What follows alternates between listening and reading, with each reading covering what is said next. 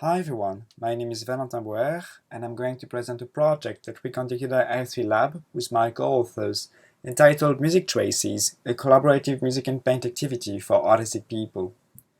As a reminder, autism concerns around 1% of people worldwide with significant difficulties concerning social aspects. The issue is that most studies currently exclude people with minimal language abilities and intellectual disability. To work with them, caregivers often use creative practices such as music and paint, being often used in clinical institutes. The issue is that the tools often lack flexibility and we don't know what's happening when we mix different approaches. To address this challenge, digital tools seem promising because often used by stakeholders and highly flexible.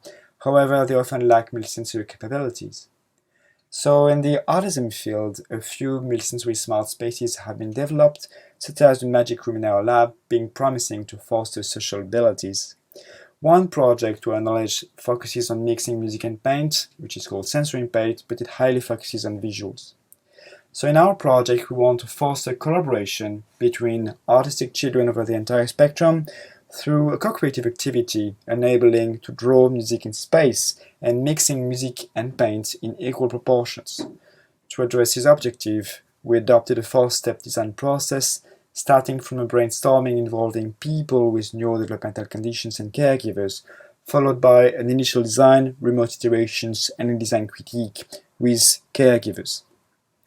This process led to the conversion of the app. It has three metaphors: a spot for a note, a line for melody, and a cursor, so when you hit a line it triggers a playhead which goes along the line. Users can either explore the mixed space without leaving permanent traces, create, meaning leaving permanent traces, or play, anything being on the canvas. The system supports any interaction through the use of hint system. It is built on top of the Magic Room architecture, which is a smart space developed in our lab, and the caregiver can control and stop anything being happening through a tablet interface. So here is a small video.